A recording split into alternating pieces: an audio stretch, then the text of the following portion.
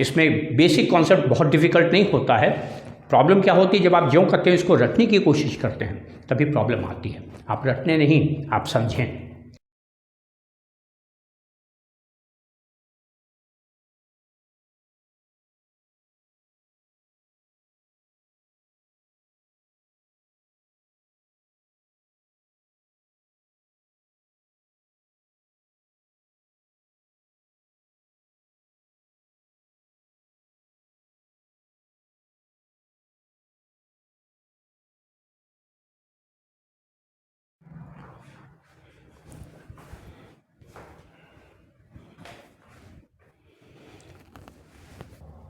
Hello, today we are going to discuss the fourth part of the respiratory system.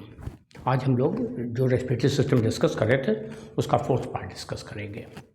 ये biochemistry वाला हिस्सा है, यानी रेस्पिरेशन में जो सेलुलर रेस्पिरेशन होता है, उस सेलुलर रेस्पिरेशन में क्या बायोकेमिकल प्रोसेसेस इन्वॉल्व होती हैं, ये वो हिस्सा चल रहा है। We are discussing the biochemistry of the cellular respiration. तो आज जो हम लोग डिस्कस करेंगे वो ये कि पहले हम लोगों ने डिस्कस किया था what is respiration first part में। सेकंड पार्ट में हम लोगों ने डिस्कस किया था कि what is the process of glycolysis and difference between the fermentation and the process of aerobic respiration, and then we discuss the process of Krebs cycle. And now today we are going to discuss the electron transport system. ये electron transport system जो है ये actually इसको हम लोग cytochrome system भी कहते हैं, और ये माइटोकॉन्ड्रिया के अंदर होता है। माइटोकॉन्ड्रिया के अंदर जो क्रिस्टीज होते हैं, उन क्रिस्टीज पे जो F1 पार्टिकल लगे हुए हैं, उन F1 पार्टिकल पे ये प्रोसेस होती है। तो आज जो बात हम लोग करेंगे वो ये कि ये साइटोक्रोम सिस्टम में एक्चुअली होता क्या है। As we know that during the process of oxidation, in the process of glycolysis, one molecule of NADPH is being formed, which is actually reduced NADP molecule, which receives hydrogen from the substrate.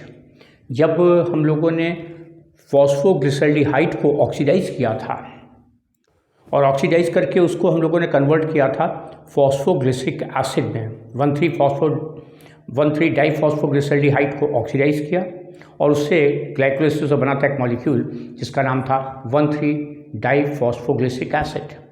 ये oxidation की step थी, और इस oxidation के step में actually हुआ क्या था कि जो हाइड्रोजन का मॉलिक्यूल था वो हमने रिमूव कर लिया था, और हाइड्रोजन मॉलिक्यूल रिमूव करके उस हाइड्रोजन मॉलिक्यूल को हमने दे दिया था NAD को, जिससे कि फॉर्मेशन हो गई थी NADPH2 की।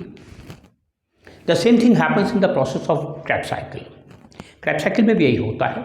हम लोग डिफरेंट स्टेप्स में, जैसे कि जब हम लोग पायरुविक एसिड को एसिटाइल कोएंजाइम A में कन्वर्ट करते हैं, उस समय फिर ऑक्सीडेशन करते हैं। उस ऑक्सीडेशन के दौरान what we do, we remove the hydrogen from the substrate, और उस हाइड्रोजन को रिमूव करने से जो सबस्ट्रेट है वो ऑक्सीडाइज हो जाता है, पर NAD जो है वो रिड्यूस हो जाता है।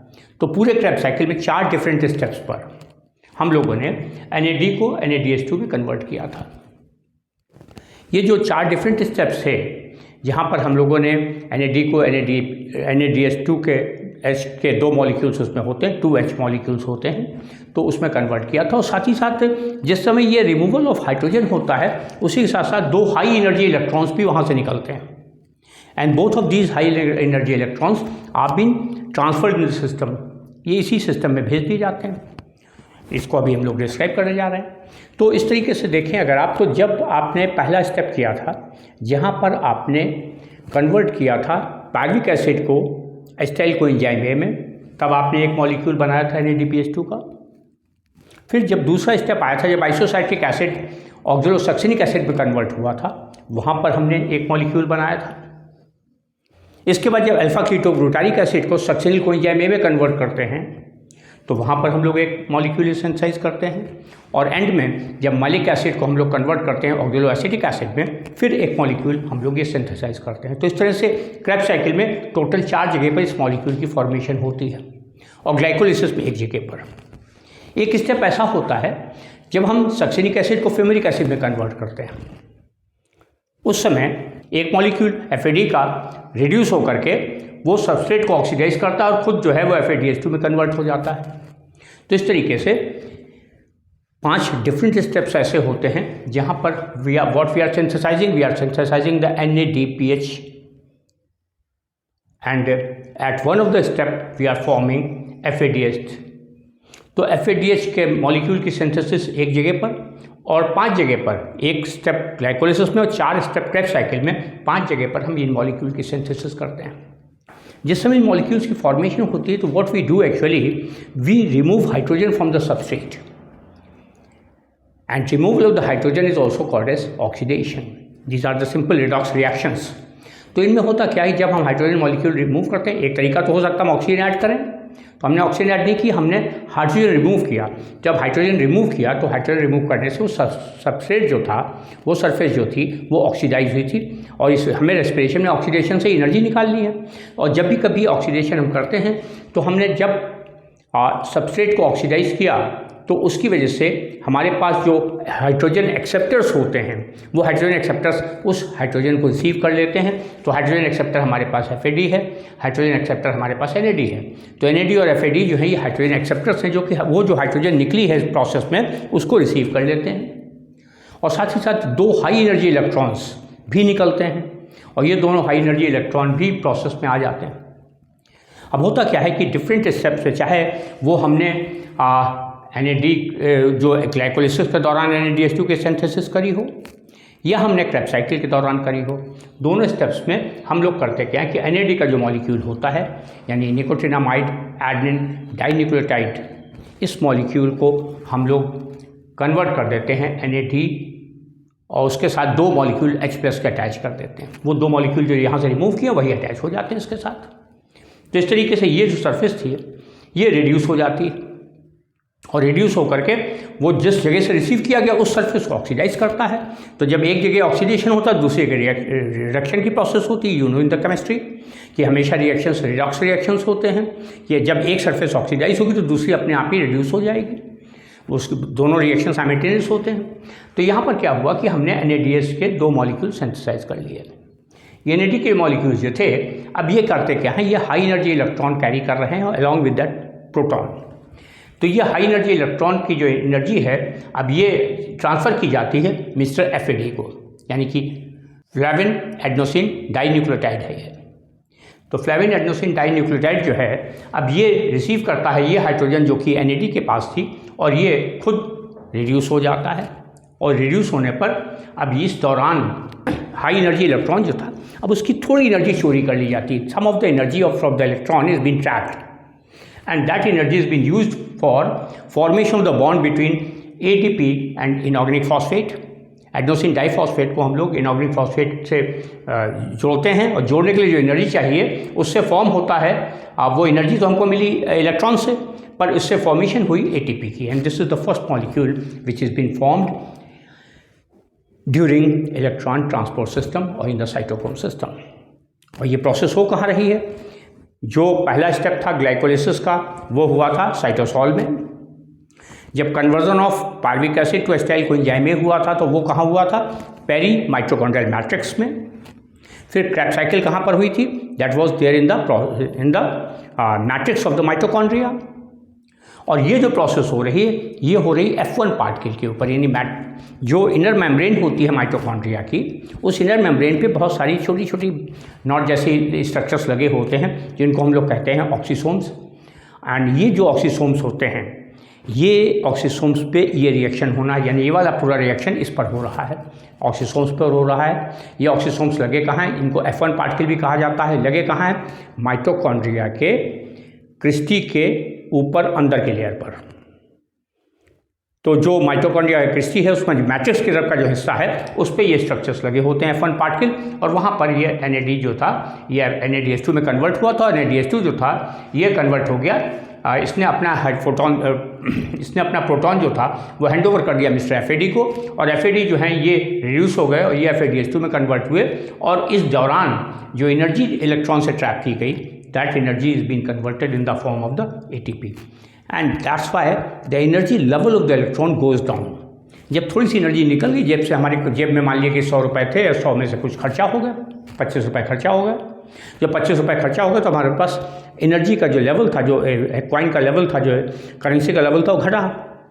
The same thing happens here कि जो इलेक्ट्रॉन के पास ज़्यादा सी एनर्जी थी, उस ज़्यादा सी एनर्जी में से sum of the energy is been trapped for synthesis of the ATP, and that's why energy level goes down. यहाँ पर हमने ज़्यादा ऊंचा पीक बनाया है, यहाँ पर थोड़ा पीक कम कर दिया, बिकॉज ये जो एनर्जी लेवल है वो जैसे ग्रेजुअली डिक्रीज करता जाएगा। इसके बाद क्या होता है, now this FeDS2 transfers the proton to the coenzyme Q। ये जो FeDS जो था, FeDS2 ने अपना जो प्रोटॉन था वो ट्रांसफ़र कर दिया किसको, कोएंजाइम Q को ट्रांसफ़र किया। कोएंजाइम Q ऑक्सीडाइज स्टेट में थे और जब इनको प्रोटॉन ट्रांसफ़र किया गया तो रिड्यूस स्टेट में आ गई है। तो now it forms the coenzyme Q reduced, और ये कोएंजाइम Q जब रिड्यूस हुआ इसके बाद इसने अपना जो प्रोटॉन जो था ये रिलीज़ कर दिया मैट्रिक्स में। ये मैट्रिक्स में रिलीज़ होकर चला गया प्रोटॉन, यानी दोनों प्रोटॉन जो थे बाहर निकल गए। पर इलेक्ट्रॉन जो था वो ट्रांसफ़र हो गया अगले स्टेज पे और उसको रिसीव किया मिस्टर साइटोक्रोम बी ने। साइटोक्रोम बी जो था, ये साइटोक्रोम जितने भी होते हैं, these are the protein molecules with a haem material. इनके अंदर कोर में आयरन होता है जो कि फेरिक और फेरस स्टेट में इंटर कन्वर्ट होता रहता है, और एक प्रोटीन मॉलिक्यूल होता है जिनको कि अलग अलग प्रोटीन के बेसिस पे उनको हम लोगों ने अलग अलग नोमेनक्लेचर कर दिया है। पर इन सब साइटोक्रोम्स में एक स्पेशल फीचर क्या है, बेसिक फीचर क्या है, that all cytochromes contain a molecule with the protein along with the haem contains iron molecule. तो इनमें आयरन मौजूद होता है और इनमें जो सेंट्रल कोर मटेरियल होता है, यानी एक तरह से मेटालोप्रोटीन्स होते हैं। जैसे हमारा हीमोग्लोबिन एक मेटालोप्रोटीन है, उसी तरीके से ये भी एक मेटालोप्रोटीन्स होते हैं जिनमें कि कोर में आयरन मौजूद है।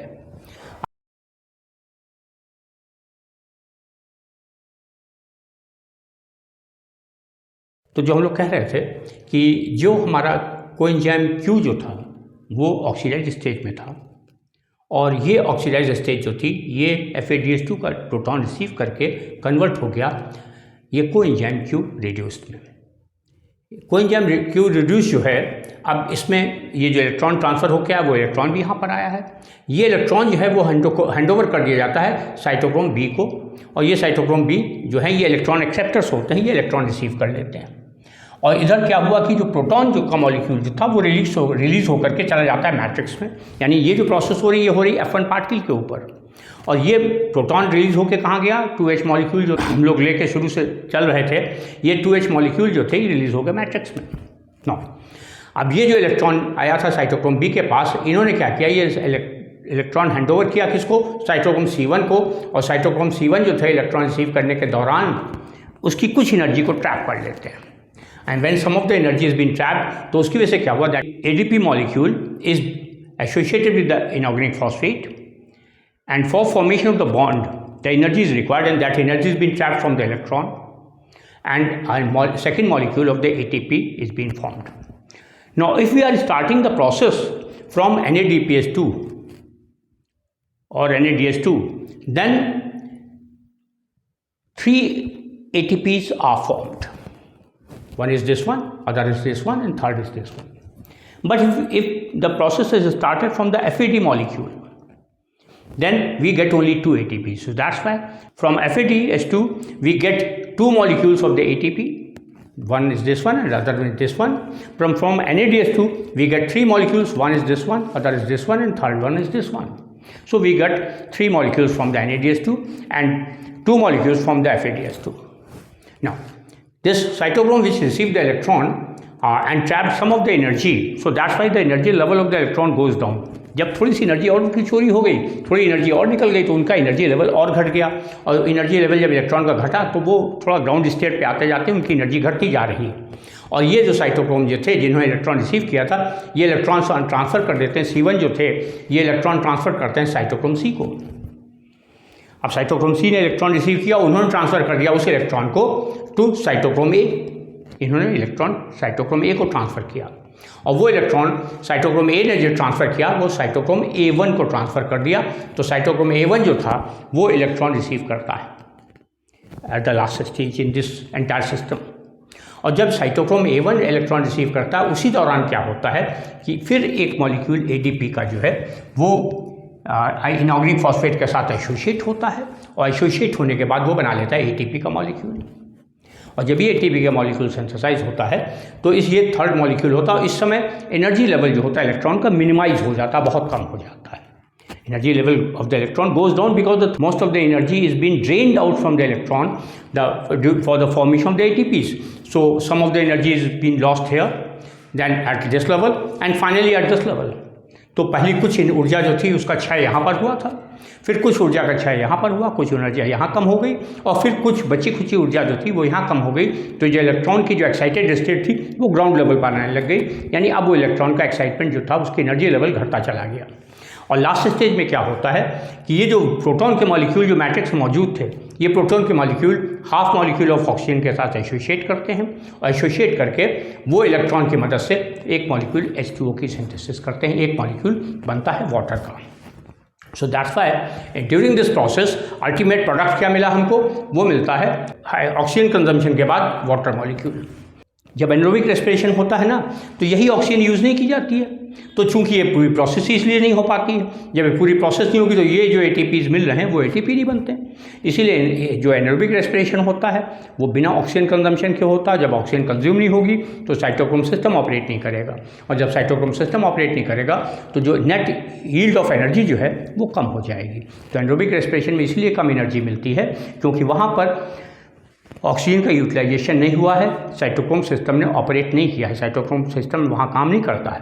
पर और एरोबिक रेस्पिरेशन में क्या होता है, that what we do, we utilise oxygen for the formation of the water molecule and this water for the formation of the water molecule the proton was obtained by the oxidation of the surface of the substrate. वो जो hydrogen हमने obtain किया था by the process of oxidation वो हम यहाँ use करते हैं। और इलेक्ट्रॉन जो एनर्जी उसी के साथ प्रोटॉन के साथ जो इलेक्ट्रॉन निकला था, जो हाई एनर्जी इलेक्ट्रॉन था, वो हाई एनर्जी इलेक्ट्रॉन से एनर्जी ट्रैप करके हम लोग ATP सिंथेसिस कराते जाते हैं। तो ये प्रोसेस बहुत डिफिकल्ट नहीं होती है। इसमें एक दो बातें जो ध्यान रखनी है, that basic thing is that ये जो साइटोक्रोम्स होते हैं, ये सारे के सारे साइटोक्रोम्स जो होते हैं they are the metalloproteins containing a heme molecule. Heme में क्या होता है, हमेशा आपने हीमोग्लोबिन में पढ़ा होगा, there is a centre iron with the four pyrin rings. वो एक कोर बनती है जो प्रोटीन के साथ होती है, और ये मेटालोप्रोटीन्स होती है। हमारा हीमोग्लोबिन भी मेटालोप्रोटीन है, क्लोरोफिल भी मेटालोप्रोटीन होता है, और ये साइटोक्रोम्स जो हैं ये भी मेटालोप्रोटीन्स हैं। और ये साइटोक्रोम्स में हर एक साइटोक्रोम में आयरन मौजूद है, और यही आयरन जो होता है इलेक्ट्रॉन रिसीव करके और फिर इलेक्ट्रॉन डोनेट करके वो फेरस से फेरिक और फेरिक से फेरस में कन्वर्ट होता रहता है। तो जो भी चेंजेस होते हैं साइटोक्रोम के प्रोटीन मॉलिक्यूल में नहीं होते हैं। वो इलेक्ट्रॉन जाता कहाँ है, वो जाता है आयरन के पास।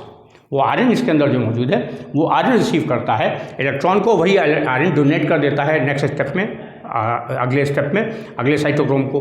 तो इस तरीके से वो NADH2 से हम लोग शुरू करके आ जाते हैं वाटर मॉलिक्यूल तक। And this is all about the electron transport system which is also called as the cytochrome system. This is the main ATP synthesis process in the most of the organism where the aerobic respiration is going on। जिन जीवधारियों में वायवीय श्वसन हो रहा है उनमें ऊर्जा का जो मुख्य जो हमारा ऊर्जा का संग्रहित बिंदु होता है, जो संग्रहित पदार्थ होता है जिसको हम ATP कहते हैं, उसके निर्माण के लिए ये चरण बहुत ज़रूरी होता है। इसके बगैर ATP सिंथेसिस उतनी नहीं होगी। बनता जरूर है, जैसे कि ग्लाइकोलाइसिस में दो जगह पर दो मॉलिक्यूल हमको मिले थे, और एक मॉलिक्यूल हमको क्रेब्स साइकिल में भी ATP का मिला था। तो वो जो मॉलिक्यूल्स होते हैं वो सफिशिएंट नहीं होते, बायोलॉजिकल प्रोसेस के लिए एनर्जी बहुत सारी चाहिए होती है, और इसलिए लगातार हमेशा हम लोग बहुत सारी रेस्पिरेटरी प्रोसेस चला करके, बहुत सारे क्रेब्स साइकिल ग्लाइकोलाइसिस चला के पूरी बॉडी के ईच एंड एवरी सेल में चलाते हैं ताकि सफिशिएंट क्वान्टिटी में एनर्जी ऑब्टेन कर सकें। So this is from the biochemistry point of view, this is the last part of the respiration, जिसमें रेस्पिरेशन का जो बायोकेमिस्ट्री वाला हिस्सा है एक मॉर्फोलॉजी का होता है, एक ट्रांसफर ऑफ गैसेस वगैरह का पार्ट होता है, और एक पार्ट होता है सेलुलर रेस्पिरेशन का। इधर जो पिछले 4 लेक्चर्स में हम लोगों ने डिस्कस किया है वो डिस्कस किया है ग्लाइकोलाइसिस, क्रेब्स साइकिल और electron transport system along with the general information of the respiration. तो ये सारी बातें हम लोगों ने अभी तक डिस्कस करी हैं। अब नेक्स्ट टाइम में हम लोग किसी नए टॉपिक के साथ बात करेंगे। तब तक के लिए आप तैयारी करें, पढ़ाई करें। हाँ, एक ज़रूर चीज़ ध्यान रखिएगा कि अगर आपको किसी लेवल पर दिक्कत होती है वीडियो को समझने में, तो एक बार फिर आप वीडियो को देखें, पिछले वीडियो से कोरिलेट करें उनको, क्योंकि अगर आपको ग्लाइकोलाइसिस अच्छी तरीके से समझ में आ गई है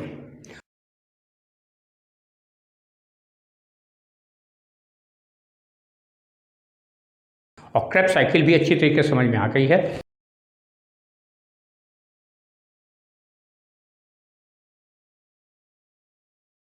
तभी आप इस स्टेप को पूरा फ़ायदा उठा पाएंगे, इसको समझ पाएंगे। क्योंकि जिन स्टेप्स पे कहाँ पे NAD बना, क्यों बना, कैसे बना, वो चीज़ समझना ज़रूरी है। जहाँ कहीं भी ऑक्सीडेशन करते हैं हम लोग बायोलॉजिकल प्रोसेसेस में, हम लोग कहते हैं सेलुलर रेस्पिरेशन और बायोलॉजिकल ऑक्सीडेशन। इस बायोलॉजिकल ऑक्सीडेशन में हम लोग करते क्या हैं, हम लोग यहाँ पर सबस्ट्रेट से जो सरफेस है, ग्लूकोज का मॉलिक्यूल था, ग्लूकोज 1,6 डाइफॉस्फेट का मॉलिक्यूल था, 1,3 डाइफॉस्फोग्लिसरल्डिहाइड का मॉलिक्यूल था, या पार्विक एसिड का मॉलिक्यूल था, या एस्टाइल कोएंजाइम ए का मॉलिक्यूल था, या आइसोसाइट्रिक एसिड का मॉलिक्यूल था, या वो सक्सिनल कोएंजाइम ए का मॉलिक्यूल था, या मैरिक एसिड का मॉलिक्यूल था। जितने भी ऑर्गेनिक केमिस्ट्री में जो डिफरेंट स्टेप्स पे जो मॉलिक्यूल्स यूटिलाइज हुए हैं, उन मॉलिक्यूल्स में कि हमने वहाँ पर ऑक्सीडाइज करने के लिए वहाँ से प्रोटॉन रिमूव किया। तो जहाँ जहाँ से हमने प्रोटॉन रिमूव किया, जिस जिस पॉइंट पर हमने ऑक्सीडेशन की प्रोसेस करी, वहाँ जहाँ भी हमने H आयन को रिमूव किया, वो सारे के सारे H आयन जहाँ से भी निकल के जाएंगे कहाँ, तो उनके लिए कोई रिसीवर होना चाहिए, कोई एक्सेप्टर होना चाहिए। वो प्रोटॉन एक्सेप्टर थे कौन, वो थे NADH2 जो कि NAD से NADH2 में कन्वर्ट हुए थे, या फिर FAD जो कि FADH2 में कन्वर्ट हुए थे। ये प्रोटॉन एक्सेप्टर्स हैं जो प्रोटॉन रिसीव कर रहे हैं, जो H को रिसीव कर रहे हैं। और अदर हैंड बाकी के जो साइटोक्रोम्स हैं, या ये दोनों भी NAD और FAD भी जो हैं, ये हैं क्या, ये इलेक्ट्रॉन एक्सेप्टर भी हैं, इलेक्ट्रॉन भी इन्होंने रिसीव किया है। वही इलेक्ट्रॉन जो इन्होंने हाई एनर्जी इलेक्ट्रॉन रिसीव किया, उसी को आगे ट्रांसफ़र करेंगे। जो प्रोटॉन इन्होंने रिसीव किया है, वही प्रोटॉन आगे ट्रांसफ़र होकर के आगे जाएगा वाटर मॉलिक्यूल फॉर्मेशन के लिए। सो दैट्स वाई इसमें बेसिक कॉन्सेप्ट बहुत डिफिकल्ट नहीं होता है। प्रॉब्लम क्या होती है, जब आप जो करते हैं इसको रटने की कोशिश करते हैं, तभी प्रॉब्लम आती है। आप रटने नहीं, आप समझें।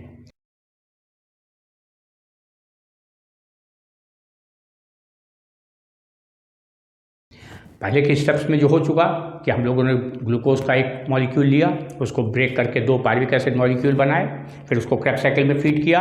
क्रेब्स साइकिल में फीड करने के बाद फिर वहाँ पे अल्टीमेट प्रोडक्ट हमको रॉ मटेरियल जहाँ से हमने शुरू करते हैं वहीं पहुँच जाते हैं, यानी कि हमको मिला था ऑक्सैलो एसिटिक एसिड, जहाँ से प्रोसेस शुरू हुई थी। और इस पूरी प्रोसेस में जो कार्बन का मॉलिक्यूल, जो हम लोग ग्लूकोज का मॉलिक्यूल लेके आ रहे थे, वो ऑक्सीडेशन प्रोसेस के दौरान वो मॉलिक्यूल कार्बन डाइऑक्साइड के फॉर्म में निकलता जाता है। तो क्रेब्स साइकिल के दौरान हम लोगों को 3 मॉलिक्यूल मिलते हैं कार्बन डाइऑक्साइड के, और वही 3 कार्बन डाइऑक्साइड के मॉलिक्यूल हैं कौन से, एक साइकिल में 3, दूसरे साइकिल में 3, क्योंकि एक पार्विक एसिड, एक ग्लूकोज से 2 पार्विक एसिड बनते हैं, और एक पार्विक एसिड से एक क्रेब्स साइकिल होगा, दूसरे पार्विक एसिड से दूसरा साइकिल होगा। तो ये दोनों साइकिल जो होंगे, हर एक में 3-3 निकलेंगे। इस तरह से पूरे रेस्पिरेशन की प्रोसेस में हमको 6 मॉलिक्यूल कार्बन डाइऑक्साइड के मिलते हैं। तो आज की जो बात है वो यहीं तक है। नेक्स्ट टाइम हम लोग फिर अगले लेक्चर में दूसरे टॉपिक डिस्कस करेंगे, और शायद नेक्स्ट टाइम हमारा टॉपिक जो होगा वो एंडोक्राइन सिस्टम वाला होगा, जो चल रहा था उसी को आगे कंटिन्यू करेंगे। बस रिक्वेस्ट ये है कि पढ़िए, समझिए, और कोशिश ये कीजिए कि मैं बहुत बार कह चुका हूँ कि भाई लेक्चर्स को जो देखते हैं आप उनको लाइक भी कीजिए, सब्सक्राइब भी कीजिए, शेयर भी कीजिए, क्योंकि पता मुझको भी लगना चाहिए कि लोग देख रहे हैं।